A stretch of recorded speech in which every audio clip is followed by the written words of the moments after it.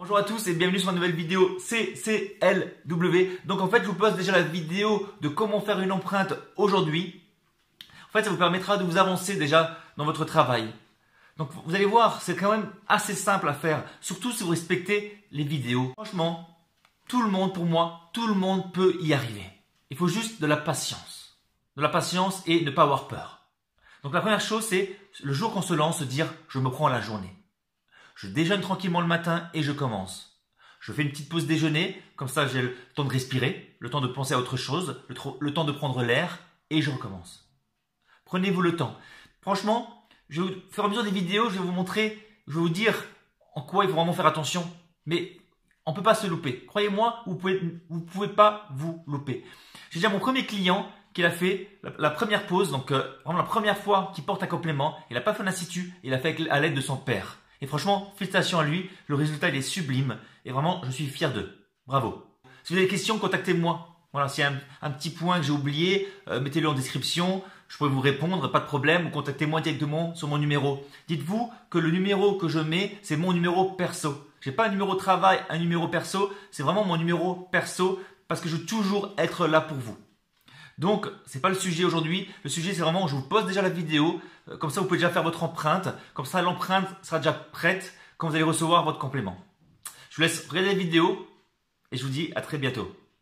Donc, on commence avec la première vidéo qui est l'empreinte. Pour ceci, vous avez besoin de quoi? Le cellophane, du gros scotch, crayon pour dessiner la ligne frontale directement sur sa peau.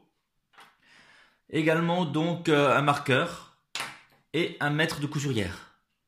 Le crayon, il faut vraiment prendre un crayon, généralement c'est plus pour les sourcils.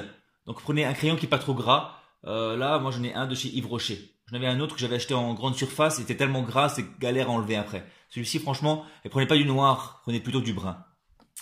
Voilà, une fois fini, l'empreinte va donner ça. Vous voyez, une coque assez solide qui va permettre de couper le complément et qui va permettre de raser les cheveux en dessous pour qu'ensuite le complément vienne se coller. Donc pour commencer, on va se dessiner la ligne frontale. C'est vraiment une étape très importante car ensuite c'est vraiment la ligne frontale que vous aurez toujours. Voilà, et ce sera votre propre ligne frontale, la ligne frontale de vos rêves. Voilà, c'est très important. Bien sûr, ceci, il faut vraiment être deux, donc ou avec un meilleur pote ou avec la famille. J'ai déjà mon premier abonné qui a réussi à faire une pause lui-même, voilà, avec l'aide de son père. Voilà, je suis vraiment très content, très fier de lui, bravo. Donc, alors, on fait toujours une ligne frontale, donc on commence toujours par le point central, clac.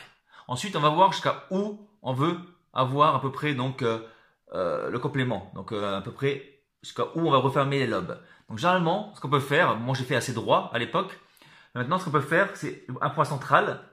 Ensuite, vous imaginez un trait virtuel et vous redescendez vers la fin pour refermer donc à peu près votre lobe, vous voyez?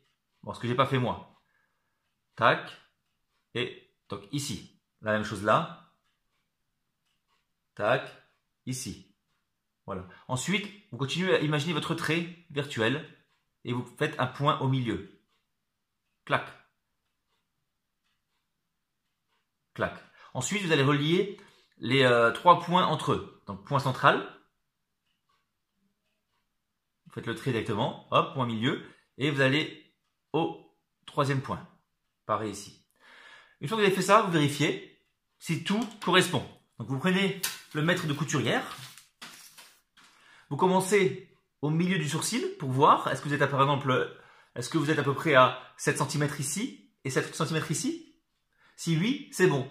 Si vous êtes à 0,2 mm de différence, on s'en fout totalement, hein, parce qu'une ligne frontale est rarement égale là ou là. Mais bon, vous pouvez également faire, donc c'est 2 mm trop bas ici, vous remontez par exemple. Voilà. Par contre, c'est une différence de 0,5 mm. Là, par contre, il faut vraiment réagir et vraiment faire que ça corresponde. Donc si là, vous êtes, imaginons, à 7 cm, ici, vous êtes à 6 cm, il faut remonter donc légèrement la ligne frontale là ou redescendre légèrement celle-ci. Ensuite, vous prenez également l'arrière du sourcil.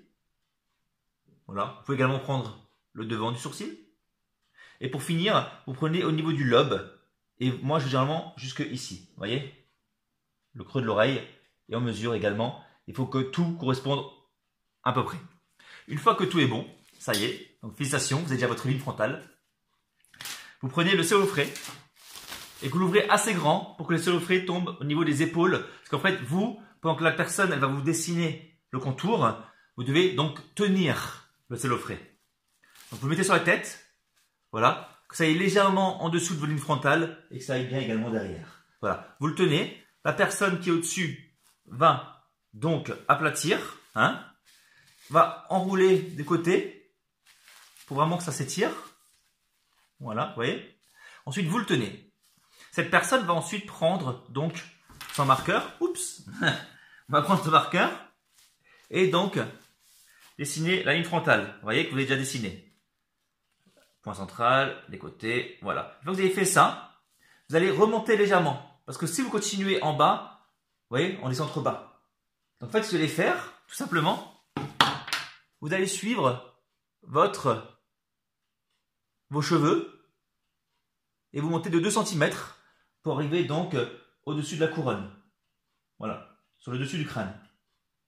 Sans moi, mon complément, si je le sens, je le sens même pas, il arrive à peu près ici. Vous voyez?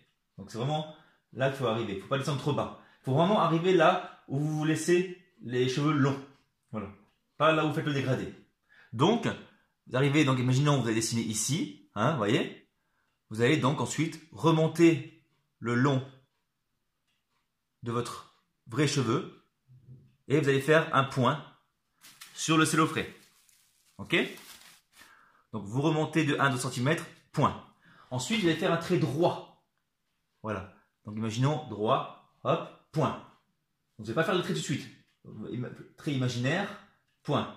Et vers l'arrière, point. Vous voyez? Ensuite, vous reliez encore une fois les 3 points entre eux. Après, vous devez faire l'arrière. Généralement, l'arrière, on ne descend pas trop bas non plus. Vous voyez? Donc là, vous êtes à peu près en haut ici. Donc vous avez fait votre point au bout. Et moi, par exemple, donc, vous voyez le haut du crâne. Et je descends généralement. Donc là, il y a là le haut du crâne. Et je suis descendu de 3 cm.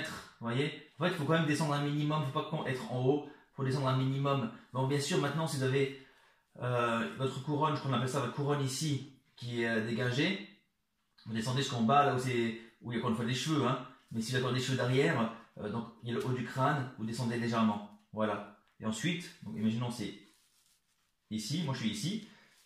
Donc vous avez fait votre point à la fin ici, et vous allez donc relier les 2 points. Généralement ça descend un peu, hein, quand même. Et vous faites exactement la même chose de l'autre côté. Pareil, une fois que c'est fini, prenez le mètre de couturière et vérifiez vraiment si ça correspond. Donc au début de la ligne, là où il y a l'oreille, imaginons, donc il faut que le trait soit assez droit, imaginons on est à 11 ici. Il faut donc également être à 11 ici, là par contre. Voilà, pas 11,5, vraiment 11. Pour vraiment pas qu'il y ait un complément du côté là, ici, vous voyez, ça serait non. Il faut vraiment que ça aille exactement au même endroit. Donc mesurez également là, et vous pouvez donc même mesurer un peu à l'arrière, tac, tac, vérifier si tout va bien.